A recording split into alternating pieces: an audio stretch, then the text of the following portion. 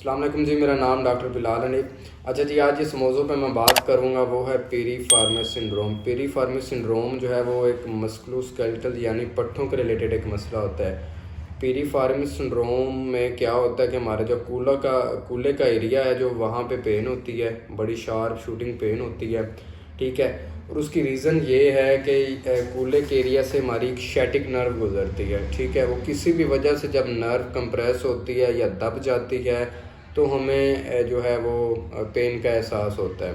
Pen की नोयत जो है वो बड़ी टिंगलिंग सेंसेशन, जैसे आपको करंट सा लग रहा हो, ठीक है, इस टाइप की, तराटे पंजाबी में बोलते हैं, ऐसी पेन आपको फील होगी जब भी आप उस साइड की टांग पे वज़न डालेंगे, पाँव पे वज़न डालेंगे तो आपको पेन जो है वो स्टार्ट हो जाती है। इसकी डेमोन्स्ट्रेशन मैं आपको दे के दिखाता हूँ। जैसे ये हमारे पास एक स्केलेटल है, तो ये वाला जो एरिया है, ठीक है, कूल्हे वाला एरिया, यहाँ पे आपको पेन स्टार्ट हो जाएगी। शैटिक नर्व होती है जो यहाँ से निकल के कूल्हे के एरिया से होते हुए ऐसे पीछे बैक साइड से नीचे की तरफ जाती है। तो किसी भी वजह से जब कोई मसल स्पैज़म होता है या कोई मसल टाइटनेस होती है जिसकी वजह से यहाँ से जो है वो पट्टा टाइट हो जाता है, वो नस को जाके कंप्रेस कर देता है, ठीक है। या फिर इसके अगर मैं रीज़न बताऊं तो जो कोई प्रोलॉन्ग सिटिंग करते हैं, प्रोलॉन्ग स्टैंडिंग होती है, ठीक है, यानी कि ज़्यादा देर के लिए जिनका बैठने का या खड़े होने का काम होता है। फिर जो ड्राइवर हजरात हैं, ठीक है, वो लंबी लंबी जो है लॉन्ग ड्राइव पे जाते हैं, ड्राइव करते हैं, उनको ये इशू हो सकता है। या जो लोग पैंट शर्ट का यूज़ करते हैं और वो वॉलेट को बैक साइड वाले जो पॉकेट है, यानी कि ये अगर आपका वॉलेट है, वॉलेट को आप जब पॉकेट में डालते हैं तो ये इस जगह पे वॉलेट आता है, या इस साइड पे या इस साइड पे। वॉलेट जो है वो जाके जब आप गाड़ी में बैठेंगे या वैसे चेयर पे बैठेंगे, बाइक पे बैठेंगे, वॉलेट जो है कंप्रेस करेगा आपके पट्ठे को। पट्ठा जब डेली बेसिस पे ये चीज़ें होंगी तो पट्ठा टाइट हो जाएगा और वहाँ पे जो है आपको पेन जो है वो स्टार्ट हो जाएगा। तो ये इसकी ओवरऑल मैंने कोशिश किया कि आपको सिंपल और सादा ज़ुबान में समझाया जाए। तो जिनको इशू है, जो हजरात जो है अपने कुछ, जब आप किसी भी डॉक्टर के पास जाते हैं वो आपकी हिस्ट्री लेता है, ठीक है। हिस्ट्री के बाद ये जो है इसको डायग्नोज करना बड़ा इजी हो जाता है। फिर इसमें शैटिका और पीरीफार्मस सिंड्रोम में भी थोड़ी सिमिलरिटीज़ हैं, लेकिन दोनों डिफरेंट चीज़ हैं। जो शैटिका है, शैटिका के पेन में क्या होता है कि जो हमारे मोरे हैं, मोरों में किसी वजह से अगर कोई नस दब जाती है, शैटिक नर्व जो है वो जब नस दब जाती है, वो डिस्क की वजह से भी हो सकता है कि डिस्क बल्ज हो जाए, बाहर को आ जाए, निकल जाए, उसकी वजह से भी हो सकता है। या फिर स्टेनोसिस, यानी कि जो हमारे मोरों के दरमियान एक सुराख होता है थ्रू आउट जितनी भी स्पाइन है, तो वो सुराख अगर ऐसे तंग हो जाए, तंग होने से भी वो प्रेशर डालती है स्पाइनल नर्व्स पे, तो उसकी वजह से भी पेन जो है रेडिएट करके टांगों में जाता है। एक में भी जा सकता है, दोनों में भी जा सकता है, कूल्हे की बैक साइड से, ठीक है। तो ये जो है इसका सिंपल ओवरव्यू है। अगर आपको कूल्हे से पेन नीचे जा रहा है तो इसमें पेन आपका लोकलाइज भी हो सकता है, रेडिएट भी कर सकता है पीरीफार्मस सिंड्रोम में, ठीक है।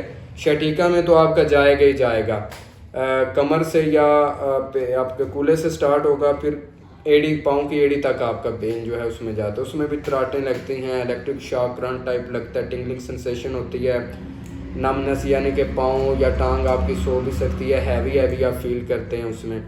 तो इसमें भी जो सिम्टम्स हैं वो पेन आपकी लोकलाइज भी हो सकती है और रेडिएट करके नीचे टांग की तरफ भी आ सकती है। अगर इसका हम डायग्नोज करना चाहें सिंपली, अगर आप घर में भी करना चाहें, तो इसमें हम एक SLR टेस्ट परफॉर्म करवाते हैं कि आपने बेड पे बिल्कुल सीधे लेटना है, सीधे लेट के आपने अपनी टांग को ऐसे सीधा ऊपर उठाना है जो अफेक्टेड साइड है। जब आप उसको ऊपर उठाएंगे तो मुश्किल 50, 20 या 25 या 30 मैक्सिमम आपकी टांग जाएगी, इससे ऊपर आपकी रेंज नहीं होगी, ठीक है। तो जब इतने एंगल में जाती है तो ये कंफर्म हो जाता है कि जब आप टांग को उठाते हैं सेम वही पेन सिम्टम वही आना स्टार्ट हो जाती हैं। तो इसमें अगर हम प्रिवेंशन की बात करें, इससे कैसे बचा जा सकता है, तो प्रोलॉन्ग सिटिंग आपने नहीं करनी, प्रोलॉन्ग स्टैंडिंग नहीं करनी, ज़्यादा देर बैठना नहीं, कोशिश करें हार्ड सर्विस पे ना बैठें। अगर आपका बैठने का काम है ज़्यादा, कंफर्टेबल चेयर होनी चाहिए, उस पर कोई कुशन वगैरह, कोई ऐसी गद्दी शद्दी, कोई तकिया, कुछ ऐसे आजकल तो बाज़ार से मिल जाते हैं, वो आपने यूज़ करना है।